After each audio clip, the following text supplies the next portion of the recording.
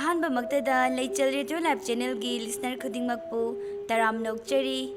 ꯉꯁꯤꯒꯤ ꯋꯥꯔꯤ ꯑꯁꯤꯅ ꯑꯩꯈꯣꯏꯅ ꯃꯃꯥꯡꯗ ꯍꯥꯞꯆꯈ꯭ꯔꯕ ꯑꯩꯒꯤ ꯌꯨꯝ ꯍꯥꯏꯔꯤꯕ ꯋꯥꯔꯤ ꯑꯗꯨꯒꯤ ꯃꯔꯤꯁꯨꯕ ꯇꯥꯡꯀꯛ ꯂꯨꯈ꯭ꯔꯥꯕꯤ ꯌꯨꯝꯐꯝ.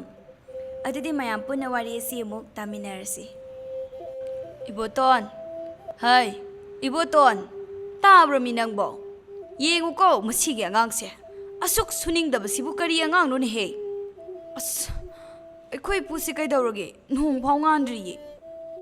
ꯃꯆꯤꯟꯁꯤ ꯈꯨꯝꯃꯤꯅꯦ ꯃꯁꯦ. ꯑꯍꯜꯁꯤꯅ ꯀꯧꯔꯦ ꯍꯥꯏꯔꯗꯤ ꯐꯨꯛ ꯍꯧꯒꯠꯄ ꯌꯥꯗꯕ꯭ꯔꯣ?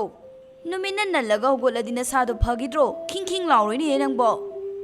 ꯇꯥꯅꯤꯡꯗꯦꯗ ꯏꯄꯨ. ꯏꯄꯨꯅ ꯑꯍꯜ ꯑꯣꯏꯔꯛꯇꯅ ꯇꯨꯝꯕ ꯌꯥꯗ꯭ꯔꯒ ꯃꯤ ꯀꯣꯏꯀꯧ ꯀꯧꯔꯤꯗꯨꯕꯨ ꯀꯔꯤꯅꯣ? ꯇꯨꯝꯁꯤꯠ ꯐꯥꯗꯦꯃꯤ ꯑꯩ. ꯆꯠꯂꯣ ꯍꯧꯒꯠꯂꯣ. ꯍꯣꯔꯦꯟꯅꯦ ꯆꯥꯛ ꯇꯣꯛꯂꯒ ꯉꯥꯏꯍꯥꯛ ꯄꯣꯊꯥꯔꯒ ꯂꯣꯏꯔꯦ. ꯎꯄꯥꯏ ꯂꯩꯇ ꯐꯅ ꯇꯨꯝꯅꯤꯡꯂꯁꯨ ꯍꯧꯒꯠꯇ꯭ꯔ ꯌꯥꯗ꯭ꯔꯗꯨꯅ ꯏꯕꯣꯇꯣꯟ ꯍꯧꯒꯠꯂꯤ. ꯎꯏꯔꯨꯝ ꯁꯥꯔꯨꯝ ꯏꯍꯩ ꯍꯩꯅꯤꯡꯗꯅ ꯃꯁꯥ ꯁꯦꯡꯗꯣꯛꯂꯨꯔꯤ. ꯂꯣꯏꯔꯒ ꯁꯟ ꯁꯖꯤꯛ ꯐꯥꯟꯕ ꯀꯨꯝꯈ꯭ꯔꯤ. ꯃꯇꯝꯗꯨ ꯐꯅ ꯉꯜꯂꯤ, ꯅꯣꯡꯗꯤ ꯄꯨꯔꯥꯠ ꯉꯥꯜꯂꯤ. ꯁꯣꯝꯗꯅ ꯇꯕꯥꯅꯨꯒꯤ ꯄꯥꯎ ꯅꯨꯡꯉꯥꯏꯕꯗꯨ ꯇꯥꯕꯗꯒꯤ ꯃꯄꯥꯝꯒꯤ ꯃꯃꯥ ꯃꯟꯗꯣꯟ ꯃꯃꯥꯕꯣꯛ ꯂꯥꯛꯇꯨꯅ ꯑꯋꯥ ꯅꯨꯡꯉꯥꯏ ꯍꯪꯂꯤ. ꯕꯦꯃꯥ, ꯅꯪꯕꯨ ꯅꯁꯥꯗꯣ ꯈꯔ ꯅꯨꯡꯉꯥꯏꯔꯕ꯭ꯔꯣ? ꯈꯔꯕꯨꯗꯤ ꯅꯨꯡꯉꯥꯏꯔꯤ. ꯑꯗꯣ ꯏꯃꯥꯈꯣꯏꯁꯨ ꯆꯥꯛ ꯆꯥꯔꯒ ꯍꯟꯈ꯭ꯔꯣ. ꯃꯈꯣꯏ ꯇꯥꯗ ꯀꯩꯊꯦꯜꯗꯒꯤ ꯉꯥ ꯂꯩꯍꯜꯂꯨꯁꯤ. ꯉꯥꯒꯤꯗꯤ ꯏꯃꯥꯅ ꯄꯨꯔꯛꯏ. ꯃꯇꯝ ꯈꯔꯗꯤ ꯏꯃꯥꯁꯨ ꯏꯆꯥꯒꯤ ꯁꯦꯕꯥ ꯇꯧꯕ ꯂꯩꯈꯤꯗꯧꯔꯤꯕꯅꯤ. ꯁꯤꯒꯨꯝꯕ ꯃꯇꯝꯁꯦ ꯆꯥꯕ ꯊꯛꯄ ꯆꯦꯛꯁꯤꯟꯗ꯭ꯔꯕꯗꯤ ꯑꯁꯣꯏ ꯑꯉꯥꯝ ꯊꯣꯛꯀꯅꯤ. ꯑꯗꯨꯅ ꯏꯆꯥꯒ ꯏꯁꯨꯒ ꯑꯁꯣꯏ ꯑꯉꯥꯝ ꯂꯩꯇꯅꯕ ꯁꯦꯕꯥ ꯇꯧꯗꯧꯔꯤꯕꯅꯤ. ꯊꯕꯛꯄꯨꯗꯤ ꯃꯈꯣꯏ ꯇꯥꯅ ꯑꯌꯥꯝꯕ ꯑꯗꯨꯝ ꯍꯣꯠꯅꯩꯗ. ꯑꯩꯕꯨ ꯀꯩꯁꯨ ꯋꯥꯍꯟꯗꯤꯌꯦ ꯏꯃꯥ. ꯍꯣꯏꯅꯦ, ꯃꯥꯁꯨ ꯃꯥꯒꯤ ꯃꯊꯧ ꯇꯧꯖꯁꯅꯨ. ꯀꯔꯤ ꯋꯥꯔꯤꯅꯣ ꯅꯃꯥꯅ ꯆꯥꯒꯤꯁꯤꯕꯣ? ꯏꯃꯥꯕꯣ, ꯀꯩꯁꯨ ꯅꯠꯇꯦꯗ. ꯏꯃꯥꯁꯦ ꯑꯩꯒꯤꯗ ꯂꯩꯔꯅꯤ ꯍꯥꯏꯔꯝꯃꯤꯕ, ꯑꯗꯨꯒꯤ ꯋꯥ ꯍꯥꯏꯅꯔꯤꯅꯦ. ꯂꯩꯖꯅꯨ ꯏꯆꯥꯒꯤ ꯁꯦꯕꯥ ꯁꯦꯕꯤ ꯇꯧꯔꯒ. ꯀꯩꯗꯧꯅꯤ ꯅꯃꯥꯁꯨ ꯑꯥꯗ ꯃꯊꯟꯇꯅꯤ. ꯑꯩꯗꯤ ꯁꯤꯗ ꯅꯈꯣꯏꯒ ꯄꯨꯟꯅ ꯂꯩꯔꯣꯕꯨ ꯍꯥꯏꯅꯤꯡꯂꯕꯅꯤ. ꯂꯩꯔꯣꯏ. ꯃꯄꯥꯅ ꯊꯝꯕꯤꯔꯝꯕ ꯏꯪꯈꯣꯜꯗꯨꯗꯅꯦ ꯑꯩꯒꯤꯁꯨ ꯑꯔꯣꯏꯕ ꯑꯣꯏꯖꯒꯗꯧꯔꯤꯕꯅꯤ. ꯑꯩꯈꯣꯏ ꯃꯥꯁꯦ ꯑꯁꯤ ꯍꯦꯛꯇ ꯍꯥꯏꯅꯤꯕ. ꯁꯤꯗꯧꯕ ꯌꯥꯝꯅ ꯋꯥꯠꯂꯤꯁꯤꯕꯨ. ꯍꯣꯏ ꯌꯥꯔꯦ. ꯅꯃꯥ ꯅꯆꯥꯒꯤ ꯋꯥꯔꯤꯗꯣ ꯂꯣꯏꯁꯤꯜꯂꯨ. ꯅꯪꯅ ꯑꯗꯨꯝ ꯆꯥꯛꯈꯨꯝ ꯆꯪꯍꯧꯔꯤ. ꯑꯩ ꯑꯝꯇ ꯌꯦꯡꯕꯤꯔꯨꯒꯦ. ꯍꯣꯏ ꯃꯥꯕꯣ. ꯑꯗꯣ ꯉꯥꯏꯈꯣ. ꯅꯤꯡꯊꯧꯔꯦꯜꯗꯣ ꯑꯌꯨꯛ ꯑꯉꯟꯕꯗ ꯃꯉꯥꯜ ꯍꯧꯕ ꯂꯥꯛꯏꯗꯨꯕꯨ ꯀꯔꯥꯏ ꯆꯠꯀꯅꯤ ꯍꯥꯏꯔꯝꯒꯦ ꯃꯥꯕꯣ? ꯏꯄꯨ ꯊꯝꯕꯧ ꯎꯅꯅꯤ ꯍꯥꯏꯔꯝꯕꯅꯤ. ꯏꯄꯜ ꯊꯝꯕꯧꯗꯤ ꯀꯔꯤꯒꯤ? ꯌꯨꯝꯐꯝꯁꯤꯒꯤ ꯃꯔꯤ ꯃꯈꯣꯡ ꯈꯪꯕ ꯑꯍꯜ ꯊꯤꯔꯛꯄꯗ ꯏꯄꯨ ꯊꯝꯕꯧ ꯑꯣꯏꯕꯗꯨꯗ ꯈꯔ ꯃꯈꯩꯗꯤ ꯈꯪꯂꯝꯒꯅꯤ ꯍꯥꯏꯗꯅ ꯇꯥꯆꯧꯅ ꯇꯥꯂꯦꯝꯕꯒꯅ ꯍꯥꯏꯕꯗꯒꯤ ꯆꯠꯈꯤꯕꯅꯤ. ꯑꯣ, ꯐꯔꯦ. ꯃꯍꯥꯛꯁꯨ ꯈꯔ ꯃꯈꯩꯗꯤ ꯈꯪꯖꯔꯁꯅꯨ ꯋꯥꯔꯤ ꯋꯥꯈꯣꯡꯗꯣ. ꯍꯟꯗꯛ ꯃꯔꯛꯁꯦ ꯑꯍꯤꯡ ꯇꯨꯝꯕꯗ ꯃꯑꯣꯡ ꯆꯥꯗꯕ ꯃꯪꯒ꯭ꯔꯦꯝ ꯍꯩꯒ꯭ꯔꯦꯝ ꯃꯪꯉꯦ ꯍꯥꯏꯌꯦ. ꯑꯗꯨꯗ ꯍꯧꯖꯤꯛ ꯑꯩꯈꯣꯏꯒꯤ ꯏꯆꯥ ꯂꯥꯛꯀꯗꯧꯔꯤꯕꯁꯦ ꯆꯦꯛꯁꯤꯜꯍꯧꯅꯕꯅ ꯍꯣꯠꯅꯔꯤꯅꯤ ꯃꯥꯅ. ꯑꯣ, ꯑꯗꯨꯒꯤꯕꯨ ꯑꯣꯏꯔꯗꯤ ꯐꯔꯦ. ꯑꯁꯨꯝꯅ ꯃꯈꯣꯏ ꯃꯌꯥꯝ ꯆꯪꯗꯨꯅ ꯆꯥꯛ ꯏꯁꯤꯡ ꯍꯣꯠꯅꯔꯤ. ꯁꯣꯝꯗꯅ ꯏꯄꯨ ꯊꯝꯕꯧꯒꯤ ꯌꯨꯝꯗꯅꯤ. ꯐꯝꯃꯦꯜꯗ ꯊꯥꯔꯤꯕ ꯀꯧꯅꯥ ꯐꯛꯇꯨꯗ ꯍꯤꯗꯥꯛ ꯐꯨꯗꯨꯃ ꯊꯝꯗꯨꯅ ꯐꯝꯂꯤ ꯏꯄꯨ ꯊꯝꯕꯧꯗꯨ. ꯃꯍꯥꯛꯅ ꯂꯩꯀꯥꯏꯁꯤꯗꯒꯤ ꯆꯍꯤ ꯈ꯭ꯋꯥꯏꯗꯒꯤ ꯌꯥꯝꯂꯕ ꯑꯍꯜꯅꯤ. ꯇꯧꯕꯇꯕꯨ ꯊꯥꯏꯅꯒꯤ ꯑꯍꯜ ꯃꯁꯥ ꯁꯦꯡꯕ ꯑꯣꯏꯕꯅ ꯊꯣꯏꯅ ꯂꯩꯅꯥ ꯂꯩꯕ ꯎꯗꯦ. ꯑꯍꯜ ꯑꯣꯏꯔꯛꯄꯒꯤ ꯑꯗꯨꯛ ꯃꯁꯥ ꯁꯣꯟꯖꯕꯅꯤ. ꯉꯥꯡꯕ ꯁꯛꯄ ꯃꯍꯥꯛ ꯀꯔꯤꯝꯇ ꯑꯀꯥꯏꯕ ꯂꯩꯇꯦ. ꯏꯄꯨ ꯊꯝꯕꯧꯒ ꯃꯥꯌꯣꯛꯅꯕꯗ ꯅꯍꯥ 3 ꯐꯝꯂꯤ ꯐꯥꯟ ꯑꯃꯃꯝꯗ. ꯀꯔꯤ ꯀꯝꯗꯧꯕ ꯑꯉꯥꯡꯁꯥ? ꯏꯄꯨ, ꯇꯨ ꯁꯣꯝꯗ, ꯑꯩꯈꯣꯏ ꯁꯣꯝꯗꯅꯦ. ꯇꯥꯟ ꯏꯀꯥꯏ ꯀꯥꯏꯅ ꯂꯦꯝꯕꯅ ꯍꯥꯏꯔꯛꯄꯅꯤ. ꯍꯩ ꯑꯉꯥꯎꯕ, ꯑꯩ ꯃꯤꯠ ꯎꯔꯤꯅꯦ. ꯇꯧꯔꯤꯁꯤ ꯌꯦꯡꯉꯨꯅꯦꯍꯦ. ꯃꯁꯤꯒꯤ ꯁꯃꯨꯉꯧꯒꯤ ꯃꯆꯥꯁꯦ ꯃꯊꯣꯡ ꯂꯥꯏ ꯃꯆꯥꯗꯕꯅꯤ. ꯂꯦꯝꯕꯗꯨ ꯐꯥꯛ ꯅꯣꯛꯏ. ꯏꯍꯦ, ꯃꯤꯠ ꯎꯔꯤꯕꯣꯏꯔꯦ ꯑꯍꯜꯁꯦ? ꯌꯥꯔꯤ ꯇꯥꯎꯂꯦꯝꯕ, ꯅꯪ ꯑꯃ ꯏꯕꯣ. ꯅꯤꯡꯊꯧꯔꯦꯜ, ꯅꯪꯁꯨ ꯑꯔꯨꯕ ꯋꯥꯔꯤ ꯁꯥꯔꯝꯗꯥꯏꯗꯅꯦ ꯃꯁꯤꯒꯤ ꯃꯤ ꯃꯥꯟꯗꯕꯁꯤ ꯀꯔꯤꯒꯤ ꯍꯧꯔꯤꯅꯣ? ꯅꯤꯡꯊꯧꯔꯦꯜ ꯅꯣꯛꯐꯦꯠ ꯇꯧꯏ. ꯌꯥꯔꯦꯁꯦ ꯏꯇꯥꯎ. ꯏꯄꯨ, ꯅꯁꯨꯁꯤꯡꯅ ꯂꯥꯛꯆꯔꯤꯁꯦ. ꯍꯩ, ꯇꯞꯅ ꯉꯥꯡꯉꯨꯅꯦ. ꯑꯩ ꯅꯥ ꯄꯪꯗꯦꯅꯦꯍꯦ. ꯅꯤꯡꯊꯧꯔꯦꯜ ꯃꯆꯤꯜꯗ ꯁꯣꯜꯂꯤ. ꯑꯁ, ꯂꯦꯝꯕꯗꯅ ꯊꯤ ꯆꯣꯞꯄꯤꯁꯤ. ꯑꯩꯁꯨ ꯑꯃꯨꯛ ꯆꯣꯞꯄꯤ ꯇꯧꯔꯤꯁꯤ. ꯏꯄꯨ, ꯁꯨꯝꯗꯧꯕ, ꯑꯩꯁꯦ ꯁꯣꯔꯦꯟ ꯁꯝꯕꯝꯒꯤ ꯏꯪꯈꯣꯜꯗ ꯂꯩ ꯍꯥꯏꯕ ꯅꯍꯥꯗꯨꯅꯤ. ꯍꯥꯏꯌꯨ. ꯑꯩꯒꯤ ꯏꯃꯥꯗꯣ ꯀꯕꯣꯛꯂꯩ ꯀꯧꯏ. ꯁꯤꯃꯇꯪ ꯈꯪꯖꯩ. ꯏꯪꯈꯣꯜꯁꯤꯒꯤ ꯃꯔꯝꯗ ꯅꯁꯨ ꯀꯔꯤꯁꯨ ꯈꯪꯖꯗꯦ. ꯇꯁꯦꯡꯅ ꯅꯁꯨꯗꯤ ꯏꯄꯥ ꯀꯅꯥꯅꯣ ꯍꯥꯏꯕ ꯐꯥꯎꯕ ꯈꯪꯖꯗꯦ. ꯏꯄꯨꯅ ꯈꯪꯕ ꯂꯩꯔꯕꯗꯤ ꯏꯪꯈꯣꯜꯁꯤꯒꯤ ꯃꯔꯝꯗ ꯑꯃꯗꯤ ꯑꯩꯒꯤ ꯄꯥꯔꯤ ꯄꯨꯔꯤꯒꯤ ꯃꯔꯝꯗ ꯏꯄꯨꯅ ꯈꯤꯛꯇ ꯇꯥꯛꯄꯤꯔꯝ. ꯅꯁꯨꯁꯦ ꯀꯔꯤꯅꯣ ꯈꯪꯗꯕ ꯋꯥꯔꯤ ꯃꯌꯥꯝ ꯃꯔꯛꯁꯤꯗ ꯏꯔꯥꯛꯅꯔꯦ.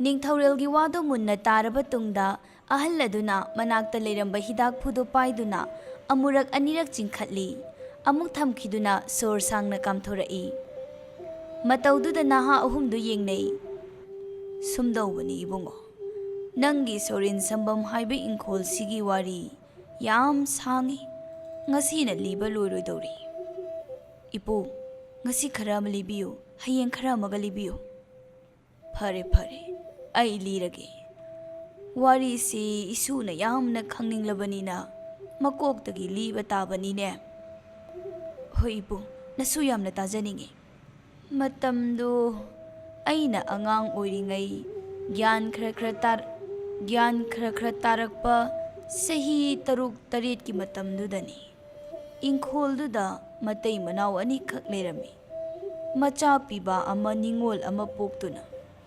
ꯄꯤꯕꯥꯗꯨ ꯆꯍꯤ 19 ꯁꯨꯔꯝꯃꯅꯤ, ꯅꯤꯡꯉꯣꯜꯗꯨꯗꯤ ꯆꯍꯤ 10 ꯍꯥꯏꯅꯈꯤ ꯃꯇꯝꯗꯨꯗ꯫ ꯃꯃꯥꯎ, ꯇꯥꯕ꯭ꯔꯣ? ꯄꯥꯕ, ꯏꯃꯥꯒ ꯏꯆꯜꯒꯗꯤ ꯈꯣꯡꯂꯝꯗꯒꯤ ꯄꯦꯔꯨꯛ ꯀꯦꯡꯉꯣꯏ ꯍꯦꯛꯀꯅꯤ ꯍꯥꯏꯗꯅ ꯆꯠꯈꯤ, ꯉꯁꯥꯏ ꯅꯨꯡꯁꯥ ꯅꯦꯝꯊꯔꯛꯄꯗꯨꯗꯒꯤ ꯆꯠꯈꯤꯕꯅꯤ꯫ ꯅꯃꯥꯅ ꯄꯥꯝꯕ ꯄꯦꯔꯨꯛ ꯀꯦꯡꯉꯣꯏꯁꯤꯗꯤ ꯀꯔꯤꯗ ꯍꯥꯏꯔꯨꯅꯤ? ꯅꯪꯕꯨ ꯁꯟꯖꯥꯕꯨꯡꯗꯒꯤ ꯁꯟ ꯀꯥꯇꯤ ꯂꯧꯁꯜꯂꯨꯔꯕ꯭ꯔꯣ? ꯍꯣꯏ ꯄꯥꯕ, ꯂꯧꯁꯤꯜꯂꯨꯔꯦ, ꯀꯥꯡꯃꯩꯁꯨ ꯈꯨꯔꯝꯂꯕꯅꯤ꯫ ꯇꯟꯖꯥꯗꯨꯗ ꯁꯪꯕꯥꯅꯕꯤ ꯃꯃꯥ ꯃꯆꯥꯗꯨ ꯊꯣꯡꯒꯥꯜꯗꯒꯤ ꯆꯪꯂꯛꯏ꯫ ꯃꯇꯝꯁꯤꯕꯨ ꯊꯦꯡꯗ꯭ꯔꯤꯕ꯭ꯔꯅꯦ ꯃꯃꯥ ꯅꯪꯕꯣ?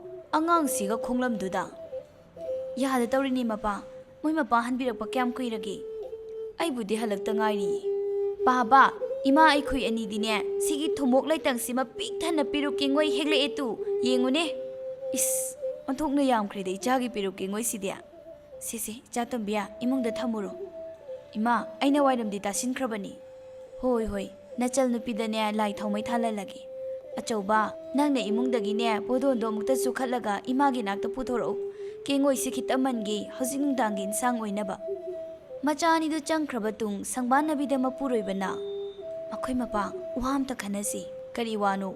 ꯍꯧꯖꯤꯛꯇꯤ ꯏꯆꯥꯁꯤꯡꯁꯦ ꯆꯥꯎꯔꯦ, ꯑꯗꯨꯅ ꯑꯩ ꯂꯥꯏꯊꯧ ꯇꯤꯟꯊꯧ ꯇꯧꯕꯁꯦ ꯈꯔ ꯍꯧꯔꯒꯦ꯫ ꯏꯁꯥꯁꯦ ꯅꯨꯡꯉꯥꯏꯐꯝ ꯈꯪꯗꯦ, ꯂꯥꯏꯃꯤꯠ ꯎꯔꯨꯔꯕꯤ ꯅꯨꯡꯁꯤꯠ ꯂꯩꯈ꯭ꯔꯕꯤ ꯑꯩꯅ ꯑꯁꯨꯝꯅ ꯂꯩꯕꯁꯦ ꯏꯁꯥꯁꯦ ꯀꯩꯅꯣꯝꯃ ꯇꯧꯏ꯫ ꯃꯃꯥ, ꯅꯪꯁꯨ ꯂꯩꯀꯥꯏꯒꯤ ꯀꯩꯒꯤ ꯂꯥꯏ ꯏꯀꯧꯕ, ꯈꯌꯣꯝ ꯂꯥꯛꯄ ꯀꯩꯗꯧꯕ ꯑꯗꯨꯝ ꯆꯠꯂꯤꯕꯁꯤꯗꯤ, ꯁꯤ ꯃꯉꯥꯏꯗꯅ꯫ ꯑꯗꯨꯅ ꯃꯈꯜ ꯑꯃꯅꯤ꯫ ꯍꯧꯖꯤꯛꯇꯤ ꯎꯃꯪ ꯂꯥꯏ ꯍꯔꯥꯎꯕꯗ ꯃꯄꯨꯒꯤ ꯊꯧꯒꯜ ꯇꯧꯅꯤꯡꯂꯦ꯫ ꯇꯁꯦꯡꯅ ꯁꯅꯥꯍꯜꯅ ꯁꯪꯕꯥꯅꯕꯤꯕꯨ ꯑꯗꯨꯛꯀꯤ ꯃꯇꯤꯛ ꯅꯨꯡꯁꯤꯖꯩ, ꯈꯝꯕꯟꯖꯩ꯫ ꯃꯔꯝ ꯑꯁꯤꯅꯁꯨ ꯉꯁꯤ ꯐꯥꯎꯕ ꯂꯥꯏꯃꯤꯠ ꯎꯔꯕꯁꯨ ꯅꯣꯡꯃꯗ ꯂꯥꯏꯒꯤ ꯊꯧꯔꯝ ꯆꯠꯍꯟꯗꯦ ꯃꯥꯒꯤ ꯅꯨꯄꯤꯕꯨ꯫ ꯁꯪꯕꯥꯅꯕꯤꯁꯨ ꯃꯄꯨꯔꯣꯏꯕꯒꯤ ꯏꯍꯨꯜ ꯈꯪꯅ ꯈꯣꯡ ꯊꯥꯡꯖꯩ, ꯑꯗꯨꯕꯨ ꯃꯍꯥꯛꯀꯤ ꯄꯨꯟꯁꯤꯗ ꯄꯤꯔꯛꯈ꯭ꯔꯕ ꯇꯝꯃꯛꯈ꯭ꯔꯕ ꯃꯏꯅꯤ꯫ ꯉꯁꯤꯗꯤ ꯆꯍꯤ ꯃꯤꯌꯥꯏ ꯆꯜꯂꯛꯏ, ꯅꯍꯥ ꯑꯣꯏꯕꯒꯤ ꯏꯟꯗ꯭ꯔꯤꯒꯤ ꯑꯄꯥꯝꯕ ꯍꯜꯂꯦ, ꯍꯛꯆꯥꯡꯒꯤ ꯐꯖꯕ ꯍꯜꯂꯛꯂꯕ ꯃꯇꯝꯁꯤꯗ ꯃꯍꯥꯛ ꯃꯤꯃꯥꯡ ꯊꯣꯛꯇꯨꯅ ꯂꯥꯏꯒꯤ ꯊꯧꯒꯜ ꯇꯧꯅꯤꯡꯂꯦ꯫ ꯇꯁꯦꯡꯅ ꯃꯍꯥꯛꯅ ꯌꯥꯝꯅ ꯄꯥꯝꯃꯨꯕꯒꯤ ꯋꯥꯁꯨ ꯅꯠꯇꯦ, ꯃꯁꯥꯗ ꯑꯁꯤꯒꯨꯝꯕ ꯅꯨꯡꯁꯤꯠ ꯑꯃ ꯂꯣꯏꯅꯔꯒ ꯂꯩꯕꯅꯤꯅ ꯅꯨꯡꯉꯥꯏꯐꯝ ꯈꯪꯗꯕ ꯍꯥꯏꯕꯗꯨ ꯑꯣꯏ꯫ ꯑꯩ ꯑꯃꯨꯛꯇꯪꯒ ꯈꯜꯂꯛꯈꯤꯒꯦ ꯅꯨꯄꯤ꯫ ꯑꯁꯤ ꯍꯥꯏꯔꯝꯂꯒ ꯃꯍꯥꯛ ꯃꯈꯣꯡ ꯃꯈꯨꯠ ꯍꯥꯝꯇꯣꯛꯎꯈꯤꯒꯦ ꯍꯥꯏꯔꯝꯗꯨꯅ ꯍꯧꯒꯠꯈꯤ꯫ ꯏꯃꯥ, ꯏꯟꯁꯥꯡ ꯃꯟꯕ ꯂꯣꯏꯔꯕ꯭ꯔꯣ? ꯂꯣꯏꯗꯧꯔꯦ ꯏꯆꯥ ꯊꯣꯏꯕꯤ, ꯇꯥꯆꯧꯒ ꯑꯩꯒꯅ ꯆꯥꯛ ꯊꯣꯡꯕ ꯍꯧꯔꯦ꯫ ꯍꯣꯏ, ꯏꯃꯥ ꯆꯪꯂꯛꯑꯒꯦ꯫ ꯑꯁꯨꯝꯅ ꯃꯇꯝ ꯈꯔ ꯍꯧꯈ꯭ꯔꯦ꯫ ꯁꯪꯕꯥꯅꯕꯤꯅ ꯃꯄꯨꯔꯣꯏꯕꯗ ꯇꯛꯄ ꯍꯦꯟꯃꯟꯕꯗꯒꯤ ꯃꯄꯨꯔꯣꯏꯕꯁꯨ ꯌꯥꯅꯤꯡꯗ ꯌꯥꯕ ꯇꯥꯈꯤ꯫ ꯂꯥꯛꯂꯤꯕ ꯍꯟꯗꯛꯀꯤ ꯀꯥꯂꯦꯟꯁꯤꯗꯒꯤ ꯂꯥꯏ ꯍꯔꯥꯎꯕ ꯌꯥꯎꯔꯒꯦ ꯈꯟꯗꯨꯅ ꯃꯕꯨꯛꯇ ꯈꯟꯗꯨꯅ ꯂꯩꯈ꯭ꯔꯦ꯫ ꯃꯔꯛꯁꯤꯗ ꯃꯤꯒꯤ ꯊꯧ ꯇꯧꯕꯗꯤ ꯑꯗꯨꯝ ꯃꯔꯛꯇ ꯆꯠꯂꯤ꯫ ꯏꯆꯥ ꯇꯣꯝꯕꯤ, ꯉꯁꯤꯗꯒꯤ ꯏꯆꯥꯁꯦ ꯆꯥꯛ ꯊꯣꯡꯕ, ꯏꯃꯨꯡꯒꯤ ꯊꯕꯛ ꯇꯧꯕ ꯏꯃꯥꯅ ꯇꯥꯛꯄꯤꯔꯗꯣꯏꯅꯤꯀꯣ꯫ ꯑꯩꯗꯤ ꯏꯃꯥꯅ ꯇꯧꯕꯗꯨ ꯎꯔꯒ ꯂꯣꯏꯅ ꯍꯩꯔꯅꯤꯗ꯫ ꯑꯗꯨꯗꯤ ꯏꯃꯥꯅ ꯇꯧꯕ ꯎꯔꯒ ꯅꯪꯒꯤ ꯋꯥꯈꯜꯗ ꯈꯟꯕꯅꯤ꯫ ꯍꯧꯖꯤꯛꯇꯤ ꯏꯃꯥꯅ ꯂꯥꯏ ꯍꯔꯥꯎꯕ ꯆꯠꯈ꯭ꯔꯒ ꯅꯪꯅ ꯏꯃꯨꯡꯒꯤ ꯊꯕꯛ ꯇꯧꯍꯧꯒꯗꯧꯔꯤꯕꯅꯤ꯫ ꯅꯪ ꯄꯥꯕꯒꯤ, ꯅꯕꯨꯡꯒꯤ ꯃꯐꯤ ꯃꯔꯣꯜꯁꯨ ꯏꯆꯥꯅ ꯁꯨꯒꯗꯧꯔꯤꯕ꯫ ꯍꯣꯏ ꯏꯃꯥ, ꯑꯗꯣ ꯏꯃꯥ, ꯅꯪꯁꯨ ꯑꯩꯈꯣꯏ ꯈꯨꯜꯒꯤ ꯂꯥꯏ ꯍꯔꯥꯎꯕꯗ ꯑꯃꯥꯏꯕꯤ ꯃꯌꯥꯝꯅ ꯖꯒꯣꯏꯒ ꯁꯥꯕ ꯑꯗꯨꯃꯥꯏꯅ ꯅꯪꯁꯨ ꯃꯤꯒꯤ ꯈꯨꯜꯗ ꯖꯒꯣꯏ ꯁꯥꯔꯨꯔꯅꯤ ꯍꯥꯏꯔꯣ? ꯍꯣꯏ, ꯁꯥꯒꯗꯧꯔꯤꯕꯅꯤ꯫ ꯑꯩꯁꯨ ꯂꯥꯛꯀꯦ ꯑꯗꯨꯗꯤ꯫ ꯑꯉꯥꯡ ꯄꯨꯕꯗꯤ ꯌꯥꯗꯦ, ꯃꯔꯛꯇ ꯅꯪ ꯄꯥꯕꯒ ꯏꯃꯥꯕꯨ ꯎꯅꯕ ꯂꯥꯛꯑꯣ꯫ ꯍꯣꯏ ꯏꯃꯥ꯫ ꯅꯣꯡꯃꯒꯤ ꯅꯨꯃꯤꯠꯅꯤ, ꯂꯩꯀꯥꯏꯒꯤ ꯃꯃꯥꯟꯅꯕꯤ ꯃꯌꯥꯝ ꯑꯃ ꯁꯤꯟꯊꯥꯕꯨ ꯍꯧꯕ ꯂꯥꯛꯏ꯫ ꯁꯤꯟꯊꯥꯅꯨ!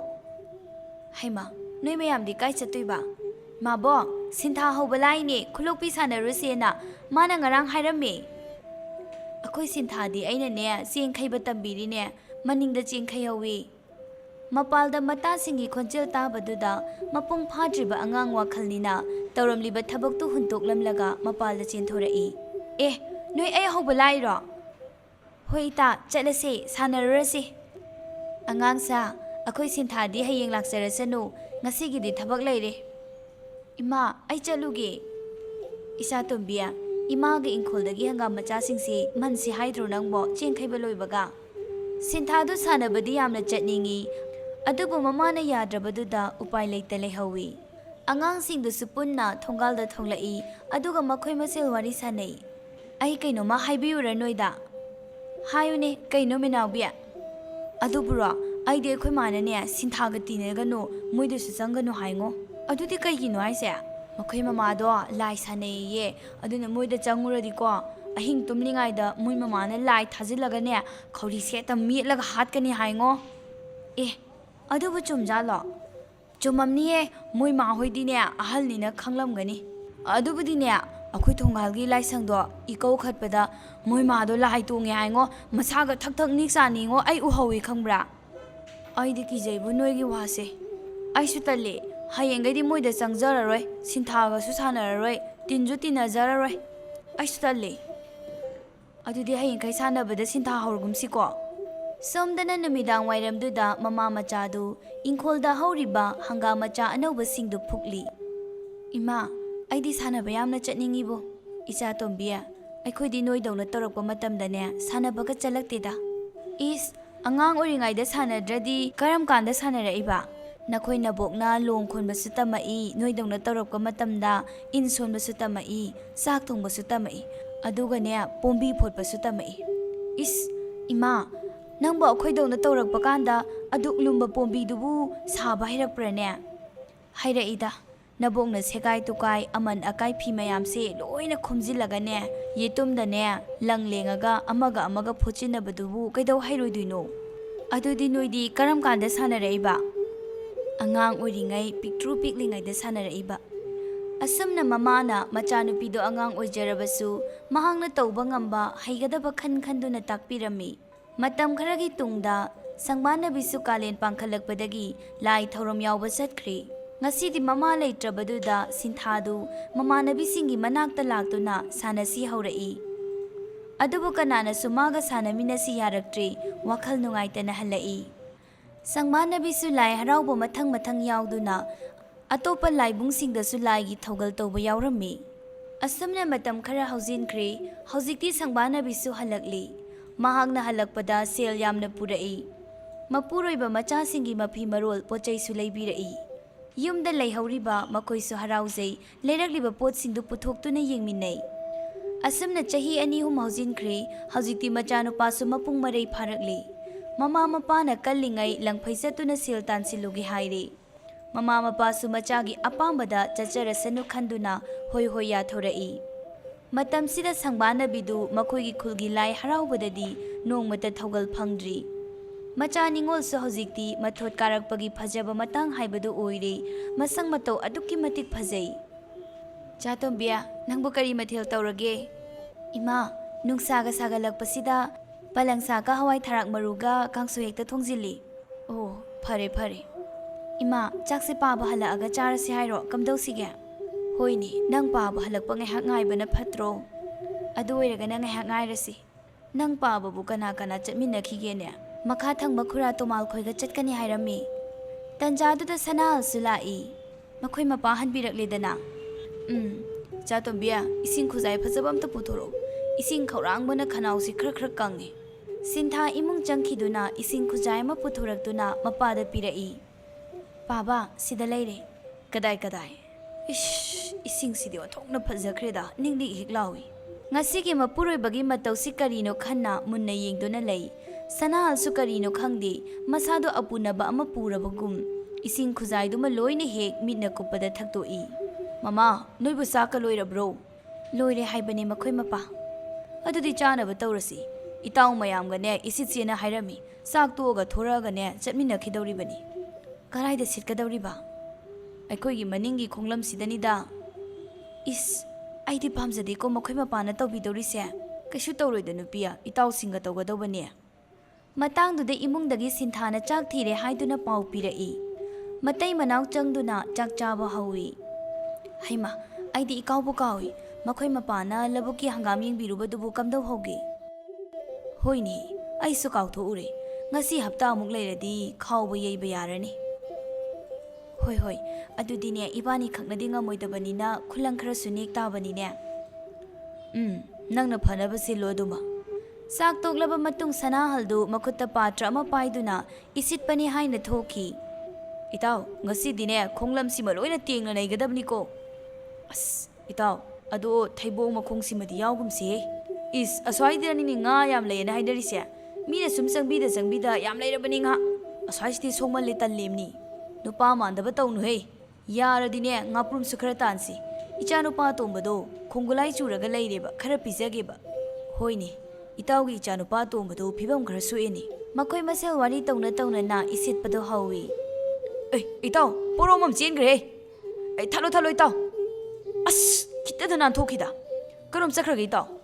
ꯊꯩꯕꯣꯡ ꯃꯈꯣꯡ ꯇꯥꯔꯝꯃꯅꯤꯅꯦ꯫ ꯉꯥꯗꯤ ꯑꯁ꯭ꯋꯥꯏꯗ ꯂꯣꯏ ꯂꯩꯔꯤꯕꯅꯤ꯫ ꯑꯗꯨꯅꯤ, ꯁꯤꯗ ꯁꯤꯠꯄꯒꯤ ꯃꯍꯨꯠ ꯊꯩꯕꯣꯡ ꯃꯈꯣꯡꯗ ꯑꯣꯏꯅ ꯁꯤꯠꯂꯨꯁꯤ ꯂꯥꯎ꯫ ꯑꯗꯨꯅ ꯐꯗꯧ ꯃꯥꯜꯂꯦꯍꯦ꯫ ꯑꯩꯗꯤ ꯇꯜꯂꯤꯀꯣ, ꯁ꯭ꯋꯥꯏꯗꯅꯦ ꯉꯥꯀꯨꯞ ꯑꯗꯨꯝ ꯐꯥꯖꯍꯧꯒꯦ꯫ ꯍꯣꯏ, ꯅꯪ ꯁ꯭ꯋꯥꯏꯗ ꯑꯗꯨꯝ ꯂꯩꯍꯧꯔꯣ, ꯑꯩꯈꯣꯏ 5 ꯑꯣꯏꯅ ꯁꯤꯠꯂꯒꯦ꯫ ꯃꯈꯣꯏ 6 ꯏꯁꯤꯠꯃꯤꯟꯅꯔꯝꯕꯗꯒꯤ ꯑꯃꯗꯤ ꯊꯩꯕꯣꯡ ꯃꯈꯣꯡ ꯆꯪꯕ ꯇꯜꯂꯦ ꯍꯥꯏꯗꯨꯅ ꯌꯥꯎꯗ꯭ꯔꯦ꯫ ꯃꯈꯣꯏ 5 ꯆꯪꯁꯤꯟꯈꯤ꯫ 5ꯒꯤ ꯈꯣꯡꯐꯝꯒ ꯑꯣꯏꯔꯦ ꯀꯔꯤ ꯊꯣꯛꯂꯒꯕ?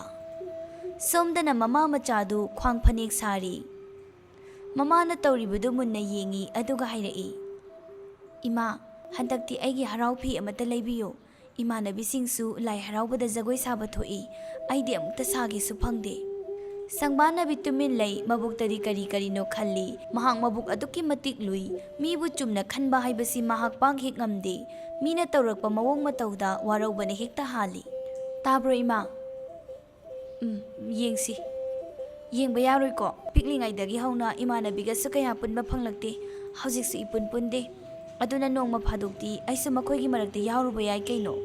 ꯀꯔꯤꯁꯨ ꯈꯨꯝꯂꯛꯇꯦ꯫ ꯃꯃꯥꯒꯤ ꯃꯑꯣꯡꯗꯨꯗ ꯑꯣꯏꯔꯔꯣꯏ ꯈꯟꯗꯨꯅ ꯑꯃꯨꯛ ꯋꯥꯔꯤ ꯑꯃ ꯍꯧꯗꯣꯔꯛꯏ꯫ ꯑꯗꯣ ꯏꯃꯥ, ꯑꯩꯈꯣꯏ ꯈꯨꯜꯒꯤ ꯂꯥꯏ ꯍꯔꯥꯎꯕꯗ ꯏꯃꯥꯅ ꯑꯃꯨꯛꯇ ꯌꯥꯎꯗ꯭ꯔꯤꯁꯦ ꯀꯩꯒꯤꯅꯣ? ꯏꯆꯥꯇꯣꯝꯕꯤ, ꯃꯤꯑꯣꯏꯕ ꯍꯥꯏꯕꯁꯦ ꯃꯅꯨꯡ ꯃꯄꯥꯟ ナꯏꯕꯅꯤ, ꯁꯤꯇꯃꯛ ꯈꯪꯉꯨ꯫ ꯏꯃꯥꯗ ꯋꯥꯍꯪ ꯌꯥꯝꯅ ꯍꯪꯒꯅꯨ, ꯏꯃꯨꯡꯒꯤ ꯊꯕꯛꯇꯨꯝ ꯂꯣꯏꯁꯜꯂꯨꯔꯣ, ꯆꯠꯂꯣ꯫ ꯈꯔ ꯐꯒꯗ꯭ꯔꯥ ꯈꯟꯗꯨꯅ ꯍꯪꯂꯨꯕꯗꯨ ꯑꯔꯦꯝꯕꯗ ꯇꯥꯔꯦ꯫ ꯑꯣꯏꯔꯔꯣꯏ ꯈꯟꯗꯨꯅ ꯏꯃꯨꯡ ꯆꯪꯈꯤꯗꯨꯅ ꯁꯨꯝꯆꯤꯠ ꯄꯨꯊꯣꯛꯇꯨꯅ ꯋꯥꯏꯔꯝ ꯁꯤꯠꯄ ꯍꯧꯏ꯫ ꯏꯃꯥꯕꯣ! ꯀꯩꯗꯧꯔꯦ ꯄꯤꯛꯇ꯭ꯔꯨ? ꯑꯁ, ꯏꯄꯜꯅ ꯊꯩꯕꯣꯡ ꯃꯈꯥꯗꯒꯤ ꯊꯦꯡꯒꯨ ꯑꯃ ꯐꯥꯔꯦꯗꯅ ꯃꯌꯥꯝ ꯌꯦꯡꯅꯍꯧꯏ, ꯂꯥꯛꯑꯣ ꯌꯦꯡꯕ꯫ ꯄꯤꯛꯇ꯭ꯔꯨ, ꯑꯩꯈꯣꯏ ꯄꯥꯕꯅꯔꯣ ꯍꯥꯏꯁꯦ? ꯍꯣꯏ ꯏꯆꯦ ꯁꯤꯟꯊꯥ꯫ ꯑꯉꯥꯡꯗꯨ ꯁꯣꯔ ꯊꯕꯦꯠ ꯍꯣꯟꯗꯨꯅ ꯑꯃꯨꯛ ꯆꯦꯟꯈꯤ꯫ ꯃꯃꯥ ꯃꯆꯥ ꯊꯨꯅ ꯆꯠꯇꯨꯅ ꯁꯅꯥꯍꯜꯅ ꯐꯥꯏ ꯍꯥꯏꯕ ꯊꯦꯡꯒꯨꯗꯨ ꯌꯦꯡꯉꯤ꯫ ꯏꯁ, ꯁꯤꯗꯤ ꯆꯥꯎꯋꯤꯍꯦ! ꯕꯥꯕꯥ, ꯁꯤ ꯈꯛꯇ ꯂꯩꯔꯝꯕ꯭ꯔꯣ? ꯍꯣꯏ, ꯂꯩꯔꯝꯃꯦ꯫ ꯑꯗꯨꯗꯤ ꯑꯩꯈꯣꯏꯗ ꯌꯣꯛꯑꯁꯤ꯫ ꯏꯆꯥꯇꯣꯝꯕꯤ, ꯊꯦꯡꯒꯨꯕꯨ ꯌꯨꯝꯗ ꯀꯃꯥꯏ ꯌꯣꯛꯇꯣꯏꯅꯣ? ꯏꯁꯤꯡꯗ ꯑꯗꯨꯝ ꯍꯤꯡꯖꯍꯧꯁꯅꯨ꯫ ꯑꯁ, ꯇꯜꯂꯦ, ꯑꯩꯗꯤ ꯌꯣꯛꯅꯤ ꯍꯥꯏꯁꯤꯅꯤ꯫ ꯌꯥꯔꯣꯏ ꯍꯥꯏꯕꯅꯤ꯫ ꯃꯃꯥꯅꯁꯨ ꯌꯥꯔꯣꯏ ꯍꯥꯏꯅ ꯀꯟꯅ ꯌꯦꯠꯂꯤ꯫ ꯏꯃꯥ, ꯌꯥꯅꯤꯕ, ꯅꯪ ꯁꯤꯃ ꯑꯩꯅ ꯍꯥꯏꯕ ꯁꯨꯛꯌꯥ ꯌꯥꯗꯦ꯫ ꯍꯣꯏꯅꯦ ꯃꯃꯥ, ꯏꯆꯥꯇꯣꯝꯕꯤꯅ ꯄꯥꯝꯂꯗꯤ ꯌꯣꯛꯑꯁꯅꯨ ꯀꯩꯗꯧꯔꯒꯦ? ꯑꯁ, ꯃꯈꯣꯏ ꯃꯄꯥꯁꯤꯁꯨ ꯑꯉꯥꯡꯅ ꯍꯥꯏꯗꯨꯅ ꯍꯦꯛꯇ ꯌꯥꯕ꯭ꯔꯣ?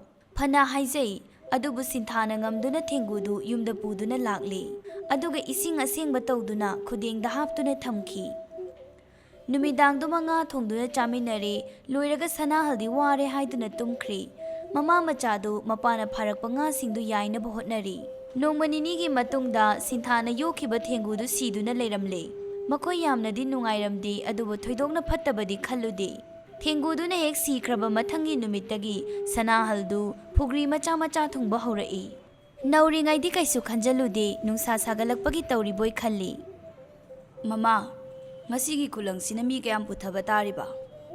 ꯑꯩꯈꯣꯏ 8 ꯇꯥꯔꯦ꯫ ꯑꯁ, ꯂꯝꯇꯥ ꯄꯥꯟꯈꯠꯂꯛꯄꯗ ꯃꯉꯥꯏꯔꯤ, ꯅꯨꯡꯁꯥꯁꯤꯅ ꯑꯃꯨꯛ ꯇꯩꯕ꯫ ꯑꯩꯁꯨ ꯌꯥꯎꯒꯦ ꯍꯥꯏꯕꯗꯤ ꯈꯟꯕꯅꯤ, ꯑꯗꯨꯕꯨ ꯅꯨꯡꯁꯥꯗ ꯊꯣꯛꯄꯗ ꯐꯨꯒ꯭ꯔꯤꯁꯤ ꯅꯨꯡꯉꯥꯏꯒꯗꯕ ꯃꯥꯟꯗ꯭ꯔꯦ꯫ ꯍꯣꯏꯁꯦ, ꯌꯨꯝꯗ ꯅꯆꯥꯅꯨꯄꯥꯒ ꯇꯧꯕ ꯌꯥꯕ ꯀꯔꯤꯅꯣ ꯌꯦꯡꯉꯒ ꯇꯧꯕꯤꯌꯨ꯫ ꯈꯨꯂꯪꯗꯨꯕꯨꯗꯤ ꯑꯩꯅ ꯑꯗꯨꯝ ꯌꯥꯅꯕ ꯇꯧꯔꯒꯦ꯫ ꯍꯣꯏ, ꯑꯗꯨꯕꯨ ꯑꯣꯏꯔꯗꯤ ꯌꯥꯔꯦ꯫ ꯑꯗꯨꯕꯨ ꯂꯝꯇꯥ ꯊꯥꯅꯤ, ꯅꯣꯡ ꯏꯁꯤꯡꯒꯤ ꯐꯤꯕꯝꯁꯨ ꯃꯑꯣꯡ ꯑꯃꯗꯤ ꯇꯧꯏꯀꯣ, ꯊꯨꯅ ꯂꯣꯏꯁꯤꯟꯅꯕ ꯍꯣꯠꯅꯧ꯫ ꯍꯣꯏ, ꯑꯩ ꯆꯠꯅꯕ ꯇꯧꯔꯒꯦ꯫ Makhoi mapasu aina ngarang semba hidak mahido kanga teira taubiuko.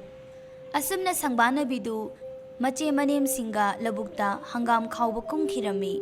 Sanahaldo polang sana bahaiduna urumduda paya siduna leirambani. Ngayhaktangduda khubomgri phugridu hekta kanna hakacharei. Mahaksu bab oida amurak anira khotluri. Aduga payado makhatana siri. Makhuna thenguba khubo mapadu chik lawi. Baba, chakloire. Isa tumbiya, nama halakpa ngairaga charasi. Pabagi lukhumda ngarang na mana semba hidakto leihobani amta puthoro. Sinthadu mapagi hidakto puduna tholakpani. Mora thaduna phamliba mapagi khubomdu ubada swai lawi. Is, Baba, kaina taurisidia? Hai, kaidoragene? Tu khubomdo. Sanal phat yengi tu chungi. Is, sidi karino. Thuna hidaksi tainaba taw. Launi nangbo. Sensinduna sinthana mapagi khubomda hidak taibi. Sibu Baba khangdabro? Khangdeni he ngasai hakache haidana khajik hotlubani. Aduga suksauna pomba. Yengbada kiba mayawe ngaksangange sibu haunaribro. Mapa machadu hidak taina wari tauri. Somdana labukta leiba makhoi masel hainei. Mai pima as khwanga se ge hek lawi he ai hai gumdana nungsa sisu phaire lamtana tadawna. Aidi che sangbana bigi ngasigi hangam se thona thune loikhrebu khallibani. Hoine nahange ikhoina migi halakpa matamdudi khara watli. Khangdreda tawrisi kayambo thok tawribano. Thokani ibema maru se changchang lawi kaino. Iche chelo. Makhoi masel wari tawringai sangban nabigi maikai tamna kwak tara muk chamana na hekta thuna paisilai. Matauduna sangban nabisu pakhatna cheli khara sangna chelaba tung kwak singdo mathakta paikhatki. Is siramnida kari mawong matawna hojiki-dubo. Nupi singdo changsilaktuna sokprane sangban nabi nangbo. Sokti ye indon. Kari no hojiki mawong dudia. Iche nang cheksiluko dasa apaibi malaiba maliko.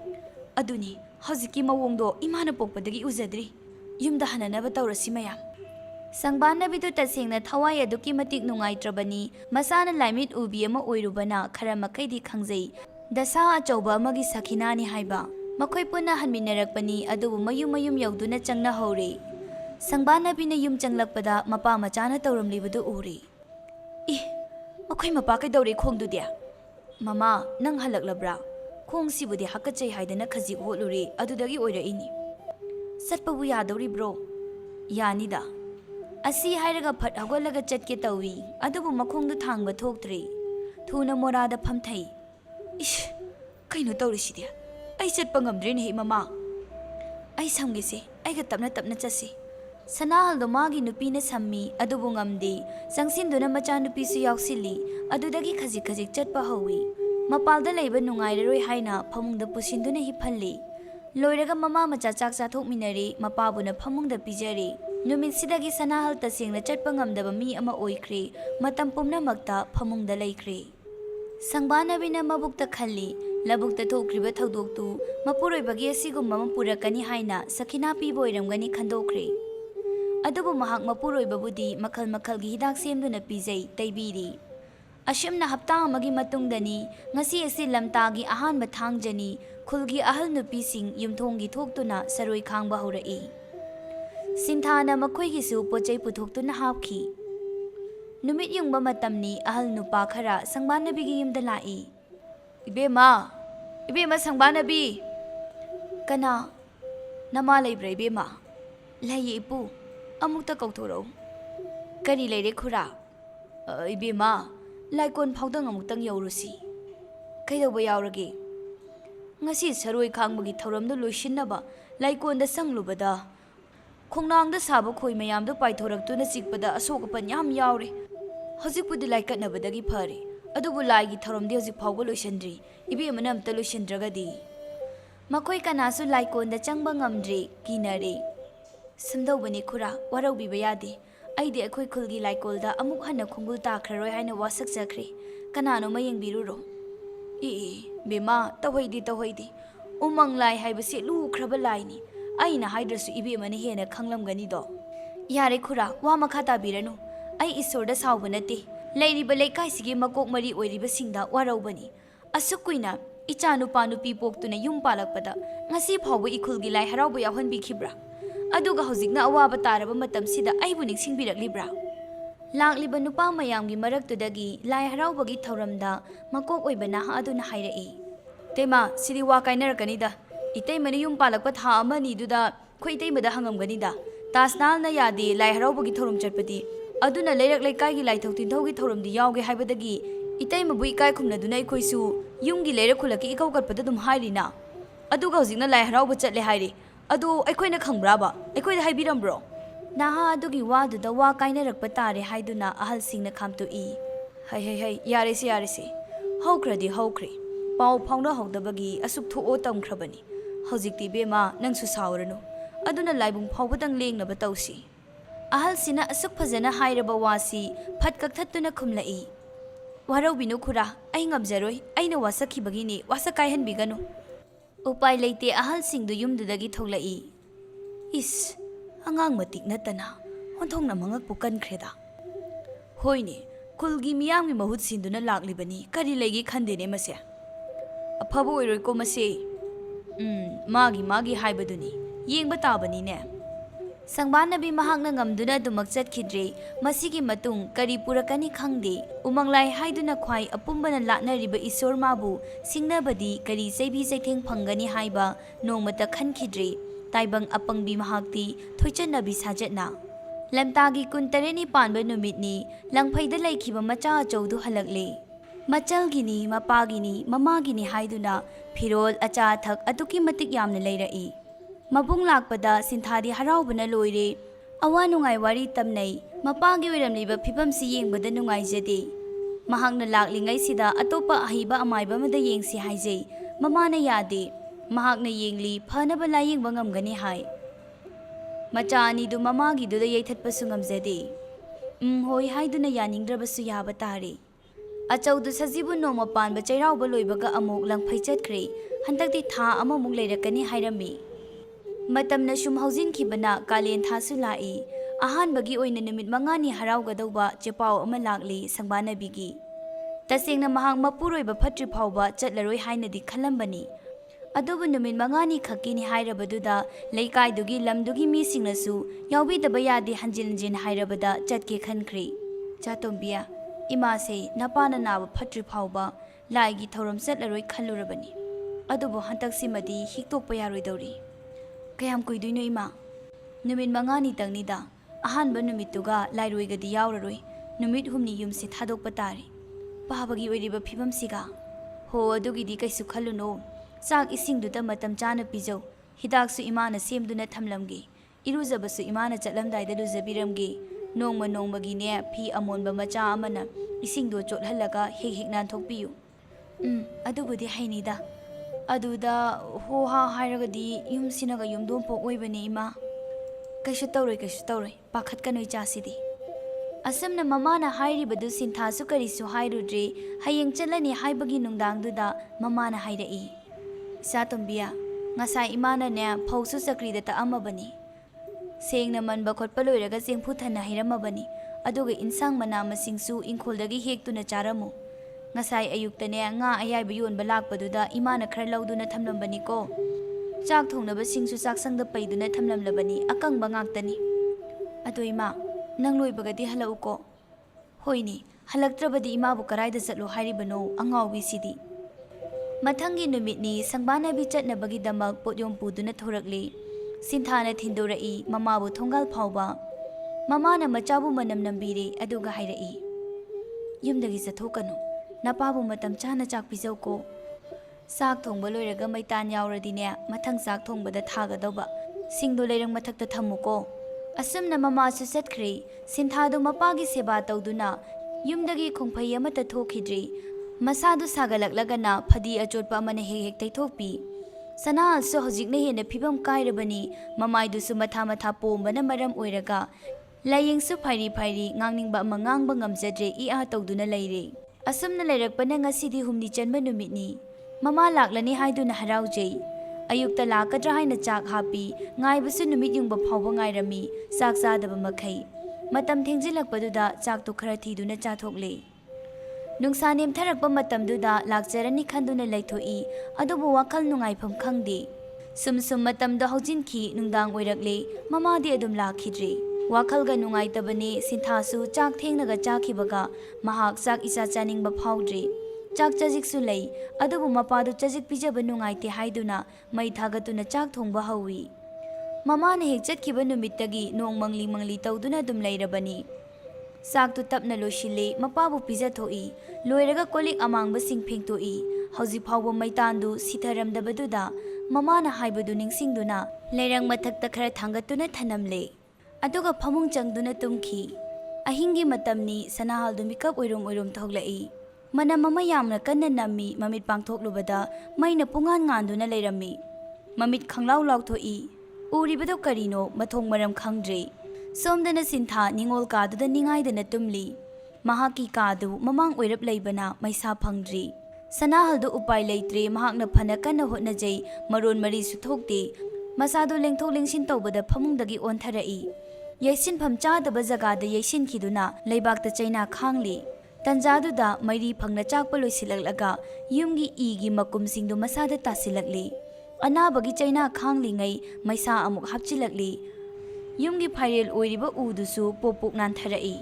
Aroiba Pangna Jakalaklabaduda Sinthami Kaptoglai, Pingna Hogotli, Adubu Mahangna Kanglakpasi Kara Thenkri.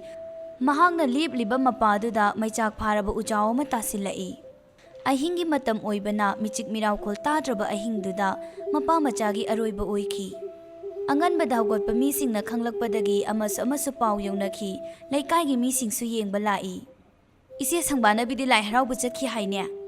Adudi kana no yawkrisina. O machanupadusu lang phaida leibani. Is adudi machanupiduga tasana halga yawramdawba malebu. Kamai toijatno ne. Noi amta khangna hodrabro asuk chawba yumama mai sakpasibo. As khangawdrene nongthi nongmangbaduda sangan charaga tummi. Yam nungaiteda tawriba matawse. Aduni iche sangbana biga machanupaga laklaga karino oidoisibo. Hajikpo maikhu karine tawrisidia. Nupasingda hairaga ising haijalhalagane kana yawribanudu yengdradi yaroi sumaina mai loiba ngaibana yaroye. Makoi laikai gi nupa nahasingna pukridagi ising honduna maitansingdo haijilli aduga mai chakraba asiba hakchang anidu lawthorai. Karum tawraba hakchang anidu nupi angangdi yengba ngamdri. Nupasingsu adu mangai machinda nungaiti soli. Asumna leiringaiduda sangbana bisu halai. Oiramliba phibamdu ubada swai lawi. Siensinduna yengi. Ure hojikti mahaki machanupiga mapuroibagagi asiba maina chakthokraba chang anidu. Mahak gyan mangduna leimaida turai. Laikai mi khara chensinduna ising thaduna laknai. Maraksida laikai gi ahalsingna tawduna hakchang anidu aroiba mathau mangam pangthokri. Sangbana bisu yum amada potha handuna thambani mahak masadu pungson sonthakri machildagi wa amatasu thokhidri haikhidri mabukta wahang amadi hangi kanana karam tawkhibano miyoibana wa ngangkhidraba haibasi aruba phibamni ngangli khaiphai aphaba oigani sangbana bidi hanadagi hauna mabuklui mana khanba wakhal kanadasu haidokte ngarangi numitsi lairoini mahak yumda hallani haina tawjabani adubu lairoigi nurabi sagadaba amaibidu masangam laktrabadagi mahakna tangai phadana sakhibani sangbana bidu humni suba numitadi masado khara phare chatlage hairai yumduda lairiba mache mandon singnadi khami nachanupa langphaidagi halakpa ngaikho aduga kaino khanasi haijei mahak yade yumphamduda mahakki leifam pakhan machama saraga leijaruragi amna kanna mahaire matawduda upai leite mahakpu phajinbagi matik natte nungdang wairamgi matamduda chatlage haiduna phiyo mama paiduna chatki mathangi numitni miyamdu wawa launai amaibi sangbana bidu haibi makhongda thauri yanduna leihore matang asida lukhrabi yumpham hairiba wari asi losinjare athuba matamda wari asigi makha taba tangkak amuk puduna laksage